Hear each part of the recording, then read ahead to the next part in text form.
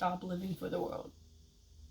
Stop living for the world. I don't understand why you keep on getting all these signs and you're constantly ignoring them. Stop dumbing yourself down for other people. Stop constantly putting yourself down. Stop being so insecure about yourself. I could just keep on going. The first thing I want to start off is get in your word. Get in your word, get into the Bible, and read. Get all the knowledge you can. And even if you're not religious, this could still apply to you in different ways. Even if you're not religious, the Bible has a bunch of commandments that will help you in life in general. Like, you don't even have to be religious. You could look at the commandments and you'll be like, oh, this will actually help me and benefit me in life. And it will. Obviously, not gonna force it up your throat. You don't have to do this, but I'm just saying, being kind. Being rude is not gonna benefit you. It's not gonna benefit the other person. You could lose stuff from being rude, but being kind won't cost you anything. And yeah, you might say, being a hater doesn't cost me anything either. I'm gonna just let you believe that. But eventually, I'm gonna just let you figure out on your own that that's not how reality is. You're gonna need a reality check, okay? I'm currently recording this at 11:47 p.m. and I'm sick, but I'm gonna put this video out because I'm pushing myself. And I think I needed to make one of these videos because I haven't in a minute. You need to stop dumbing yourself down for other people. Stop. Just because everyone that you hang around with and all your friends or everyone at your school is blind, don't see certain signs, don't see everything that's happening in the world. Obviously, I'm not going to get into everything, but if you know, politics, all the other stuff. If you know what's going on in the world right now and everyone else around you is completely disregarding that and they're not even paying any mind to that, I know how that feels. And don't engage in conversations that will not benefit you or your knowledge. If you're over here going to be talking about, why is that girl dressed like that? Why does her hair look like that? Why is she wearing those shoes? What does that do to you? What does that benefit you? All that does to you is just make yourself the same way the other people are.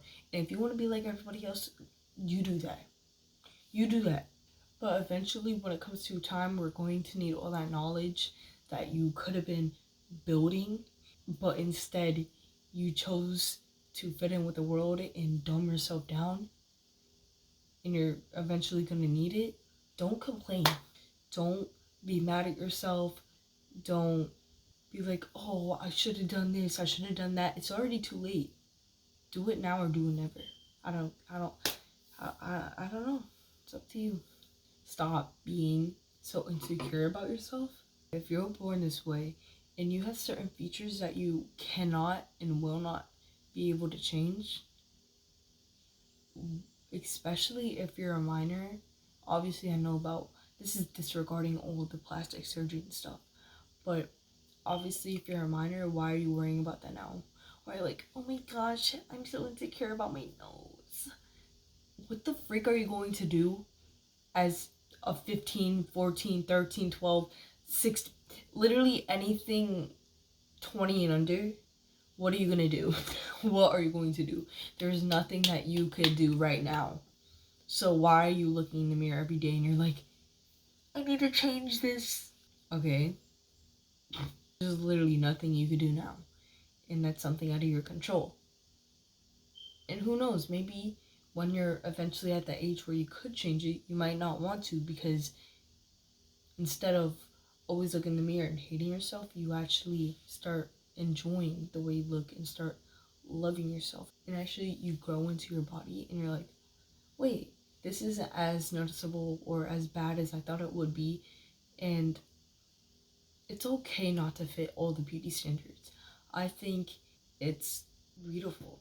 There are certain things that would be considered ugly today that would have been considered beautiful in the 1800s.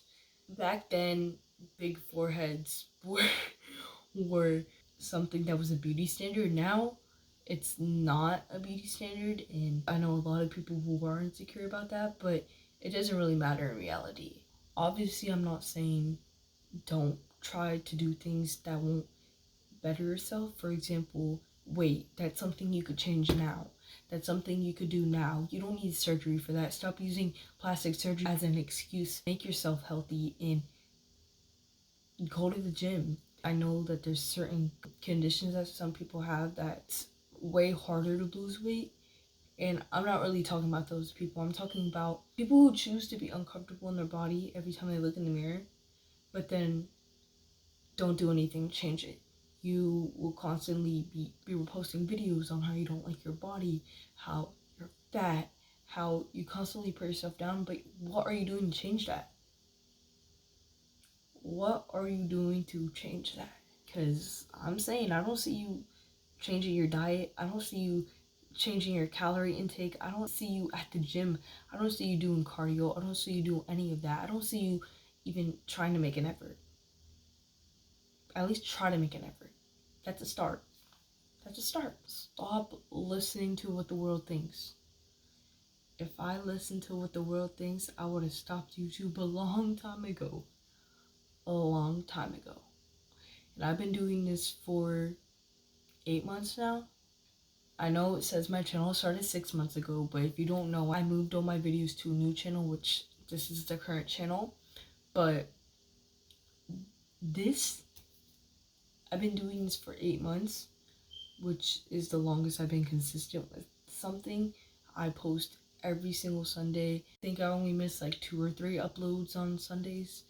Maybe like 4, I don't know. But it's obviously not that much compared to 8 months of work and only missing 4 or 3 weeks of uploads. But if it wasn't in a row.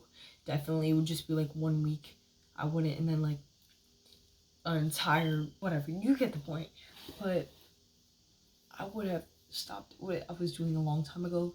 This doesn't just regard YouTube. This could be with literally anything that you personally find a hobby in. It could be art, it could be music, it could be all of the above, honestly. But whatever your situation is, just don't listen to the world, because obviously no matter what, the world's gonna have something to say. They're gonna have something to say. It doesn't matter what you do. You could be the nicest person on the earth. They'll still have something to say. You could be the most evil person on the world. They'll still have something to say. Jesus was the most perfect human being ever. He never sinned. He never committed sin in his life. And they still crucified him. What does that say about the world? I know this is kind of a short video, but I'm also recording this after I just was at the beach for 10 hours and I was with my friend all day, and I am sick and I don't feel good, but I'm still, like I said, I'm trying to be consistent, and someone told me I fell off. So, I had to up my game a little bit, and I had to post one of these videos because I'm not gonna take that. Before I end this video, I also want to say I am so thankful for you guys. Genuinely, even though that 180 subscribers might seem not that much to you, but it's progress. And there's nothing wrong with getting joy in little things. Okay? Just because not everything is a huge accomplishment. Just because not everything's a huge accomplishment for you, it is to me. And it can be for different people. You know what I mean? If you told me a year ago that I would be doing this, I would look at you like you were crazy. I also highly recommend It doesn't even have to be a Bible, but every day read something that's hard. Get as much knowledge as you can. You don't know where this world might be in the next 10 years. So I'm just saying, get into any poem, like anything that's beyond your understanding, read it, because then it ups your knowledge. Personally, the Bible helps a lot with that, because me personally, I'm religious. I'm not even just that. The way the Bible's written is literally written in metaphors, constant metaphors. Like, let's go to the first thing in the Bible. In the beginning, God created the heavens and the earth. Now the earth was formless and empty. Darkness was over the surface of the deep, and the Spirit of God was hovering over the waters. Boom. That's already like metaphors itself. I hope you guys enjoyed this video.